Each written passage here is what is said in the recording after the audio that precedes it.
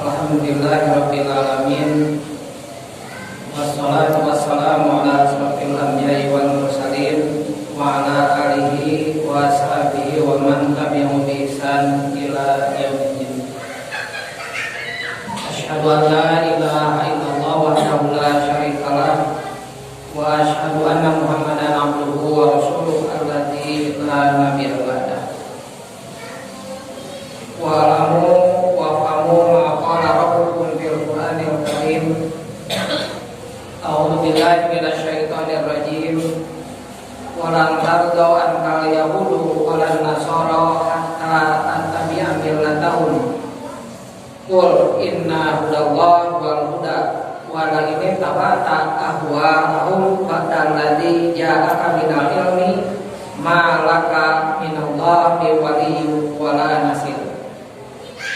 Ayuhal hadirun usikum wa nafsi bitaqwallah faqad fajal muttaqun. Hadirin jamaah Jumat ya rahmatullah. Alhamdulillah pada kesempatan ini kita bisa kembali memenuhi panggilan Allah, yaitu menghadiri ibadah Jumat dengan harapan kehadiran kita di masjid dalam Jumatan ini memiliki nilai sehingga Jumatan kita tidak sia-sia, tapi Jumatan kita menjadi Jumatan yang makbul, Jumatan yang mabrur dan Jumatan yang makbul. Makbul artinya diterima oleh Allah karena rukun dan syaratnya sesuai. Mabrur tetap diberikan keberkahannya oleh Allah sekalipun ibadahnya sudah selesai dilakukan. Kemudian mabrur insyaallah dibalas oleh Allah kelak kemudian nanti di surga Jannatul Na'im. Hadirin jamaah Jumat ya rahmatullah. Sebagaimana kita maklumi bahwa kondisi saat sekarang ini umat Islam terus-terusan didangkalkan ajaran agamanya. Karena seringkali ada hal-hal yang memang tidak habis pikir.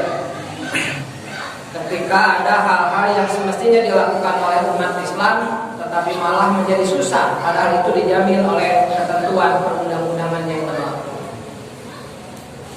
Tetapi di sisi lain, ketika kalau sudah menyangkut urusan finansial, maka harta yang ada pada umat Islam itu berupaya dikondisikan untuk diambil alih. Nah, pendangkalan ini memang sudah digambarkan oleh Allah Subhanahu wa taala dalam Al-Qur'an yang tadi harus dibaca, yaitu surat Al-Baqarah 120. Di mana orang-orang Yahudi dan Nasrani tidak akan pernah ridho terhadap umat Islam sebelum umat Islam itu mengikuti milah mereka. Maka kemudian kata Allah Subhanahu wa taala, sesungguhnya petunjuk Allah itu adalah petunjuk yang sebenarnya, dan jika engkau mengikuti keinginan mereka setelah ilmu ataupun kebenaran sampai kepadamu, tidak akan ada bagimu pelindung dan penolong dari Allah. Jadi kalau hari ini banyak orang yang tergelincir karena mengikuti keinginan orang-orang yang tidak bertanggung jawab, maka kata Allah tadi, tidak akan ada min waliyyu wala nasir, tidak akan ada bagimu pelindung dan penolong. Jadi kalau hari ini kaitan dengan pandemi COVID-19, kenapa berkelanjutan? Karena yang dikejarnya adalah dikejarnya adalah hanya sekedar urusan medis, hanya sekedar urusan kesehatan, tidak memperhatikan bagaimana urusan taqarrub kepada Allah, urusan ibadah kepada Allah. Seberapa besar upaya-upaya yang dilakukan oleh mereka agar orang tetap bisa ibadah nyaman di masjid, dising-singan, tetapi dipikirkan sebaiknya agar orang takut kepada Allah. Ironis sekali sampai hari ini. Nah, oleh karena itu hadirin jamaah ya rahmatullah, jika kita kemudian melihat ayat ini, maka sudah barang tentu kalau kita jawab dengan ayat yang lain, maka tidak ada kata bagi bagi kita sekalian orang-orang yang beriman selain udkhulu fis-silmi kafah. Masuk ke dalam Islam itu secara kafah. Masuk secara Islam itu secara menyeluruh. Ulah dipilihan. Ya tempo urusan duit, kakarawan Islam. Seperti kita masyarakat kebanyakan. Lamun geus urusan Ramadan, komo maghrib kan gitu. Datang ke masjid. Daya udakeun, biasana di masjid sok loba jam buka, dahar. Lamun aya urusan zakat, kakara ka masjid, mudah-mudahan jadi mustahil. Lamun kurban, kakara ka masjid. Lamun pengelolaan dina urusan bab ibadah salat, hese ngurusna ibadah salat mah, da eueuh panitia salat. Aya teh panitia salat juga. Nu aya naon? Panitia zakat, sabab ude, ujung-ujungna duit. Panitia haji, ude, ujung-ujungna duit. Ayeuna panitiana wakaf. Sehingga yang terjadi bukan mohon maaf lahir dan batin, tetapi yang terjadi adalah mohon wakaf dari umat Islam. Nah, oleh karena itu hadirin jamaah Jumat yarhamukumullah, sekali lagi udkhulu fis-silmi kafah wa la tattabi'u khutuwati syaitan innahu lakum aduwwun mubin. Masuk Islam secara kafah dan jangan pernah mengikuti langkah-langkah setan. Karena langkah-langkah setan saat sekarang ini lebih dahsyat ke setan itu ketimbang pada zaman Nabi Adam. Awal mula setan diciptakan oleh Allah. Kenapa? Karena setan pada hari ini jumlahnya lebih banyak ketimbang zaman para nabi dulu. Karena setan, iblis mulai diciptakan sampai hari ini belum ada satupun iblis yang meninggal. Makanya pantas setan teh aya nama geus nyangse. Dan jelema oge kalakuanana leuwih setan tibatan setan. Kenapa saya katakan seperti itu? Udah jelas dana bantuan sosial untuk rakyat, untuk masyarakat dikorupsi. Hukumannya apa? Mati orang yang seperti itu. Senantiasa yang namanya kekuasaan bukan dipakai untuk memimpin. Mestinya ketika kekuasaan itu ada, maka yang dipakai adalah untuk memimpin. Memimpin apa? Memimpin agar orang itu takarub kepada Allah, memimpin agar orang itu berjalan di jalan Allah jika dia adalah umat Islam.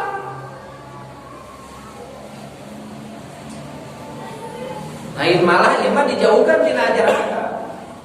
Nah, bagi kita umat Islam yang beriman, kalau kita ingin kafah, maka harus kita perhatikan 9 hal. Yang pertama, pedoman hidup. Yang kedua, dasar hidup. Ketiga, tujuan hidup. Yang keempat, fungsi hidup. Kemudian tujuan hidup, tugas hidup, alat hidup, teladan hidup, kawan hidup, lawan hidup. Nah, umat Islam yang beriman kepada Allah itu berbeda dengan yang lainnya. Mulai dari yang pertama, pedoman hidup. Apa pedoman hidupnya? Jelas, Al-Quran dan Sunnah. Apapun yang kita lakukan, Al-Quran dan Sunnah itu menjadi sumber pedoman hukum kita. Jangan lantas kemudian dibenturkan dengan undang-undang yang ada di Indonesia, apalagi dibenturkan dengan Pancasila. Sebab yang namanya Pancasila insya Allah tidak bertentangan dengan ajaran agama jika itu dilaksanakan secara murni dan konsekuen. Kita ambil saja contoh sila pertama. Islam mengajarkan qul huwallahu ahad, la ilaha illallah. Umat Islam adalah satu-satunya Tuhan, Allah, kan gitu. Sementara orang ada yang ingin agar silanya itu dirubah, bukan lagi sila ketuhanan, tetapi kemudian diperkecilnya, dihilangkannya keagamaan, dikedepankannya kebudayaan. Quran Sunnah kita kembali sok dialajan deui Quran jeung Sunnah, urang geus nepi ka mana? Kuat mana maca WA, maca HP, maca medsos, jeung maca Quran. Dalam umat Islam diajar karena Quran benar mah sok sanajan sapoe saayat insya Allah.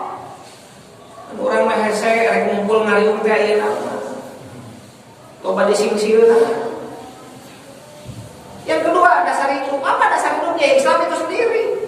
Yang kalau kita lihat dalam Al-Quran surat Al-An'am, surat Al-An'am ayat 153, Allah menyatakan wa anna hadza sirati mustaqima fattabi'u wa la tattabi'u subula fatafarraqu bikum an sabili. Dan sungguh inilah Islam, jalanku yang lurus, maka ikutilah, jangan kamu ikuti jalan-jalan yang lain yang akan mencerai-beraikan kamu dari jalannya. Dzalikum wasaqum bihi la'allakum tattaqun. Demikianlah dia memerintahkan kepadamu agar kamu bertakwa. Dasar hidupnya Islam. Jadi apapun undang-undang, apapun ketentuan yang dibuat tidak boleh bertentangan dengan ajaran agama. Kalaupun menggunakan istilah-istilah umum, sah-sah saja, silakan, nggak usah ingin berbau agama kan itu, nggak usah. Yang penting mah pelaksanaannya. Istilahnya mah mangga pekeh. Istilah pada undang-undang, pada pedoman, pada naon, yang penting mah Al-Qur'annya ke depan. Cek paribasana dina ngaran jelema oge, kenaon jelema ngaranna mutakin, ai kalakuanana goreng batu. Maningkan yang ngaranna jontra kota cek paribasana tapi ibadahna bener gitu. Tatong ka depan genteng naon simbol-simbolnya.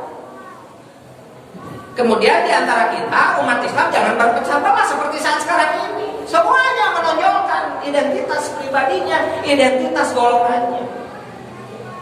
Maka saya termasuk orang yang tidak setuju kalau ada orang yang memakai atribut ormas tapi digunakan di hadapan orang yang berbeda ormasnya. Orang menggunakan atribut partai tapi kemudian digunakan di hadapan orang-orang yang bukan partainya. Kecuali kalau sedang kampanye, musim kampanye mah malah saat apa ya kan. Panera makan kopiah mesti dimerekan, baju mesti dimerekan, kantong sagaruma nya asa panggagahna. Akhirnya apa? Bisa jadi asobia. Kalau asobia apa? Bukan bergerak berjuang untuk Allah, tapi bergerak dan berjuang untuk organisasi. Coba Bapak, Saudara sekalian hadirin jamaah Jumat ya Allah. Kita ingat saja misalkan, kalau kita perhatikan, bukan nggak ada lembaga zakat, ambil zakat ke Sebalata. Tapi kenapa kemudian tidak bersama-sama? Urusan ke Palestina, yang sebanyak Palestina, ya ngabela Palestina, ya ngabela Palestina. Nah, naon hina dihijikeun. Ya ngabela, ya ngabela itu bersama-sama bersatu umat Islam. Belum lagi kita tujuan hidupnya, belum lagi kita fungsi hidup dan lain sebagainya. Masih banyak kalau kita ingin memperdalam yang disebut dengan Islam kafah itu. Hanya saat sekarang ini umat Islam jadi alergi mendengar kata-kata kafah. Alergi, kenapa? Padahal itu adalah bahasa Al-Quran. Umat Islam itu harus kafah. Yang ada adalah umat Islam radikal, yang ada adalah umat Islam intoleran. Padahal umat Islam itu diajarkan oleh Allah dan Rasulnya tidak pernah radikal, tidak pernah intoleran. Kenapa? Karena Islam mengedepankan rahmatan lil alamin. Kita jangan termakan oleh omongan-omongan orang-orang yang tidak bertanggung jawab dalam kehidupan ini. Karena Allah pun sudah mengingatkan dalam Al-Quran, yaitu surat Al-Baqarah ayat 204. Allah menyatakan, wa minan nasi may yu'jibuka qawluhu fil hayati dunya wa yushhidullaha ala ma fi qalbi wa huwa Allahul hisab.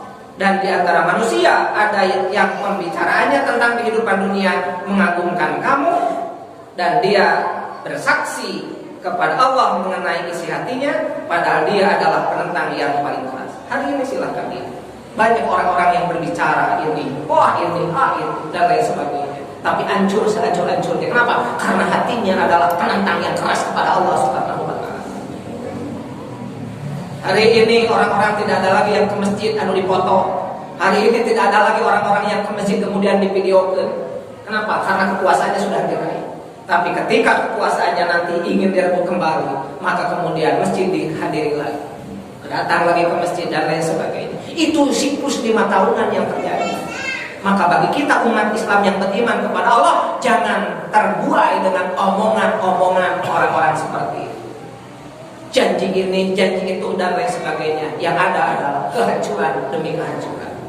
Entah bagaimana berkelanjutan nanti kaitan dengan anak cucu kita.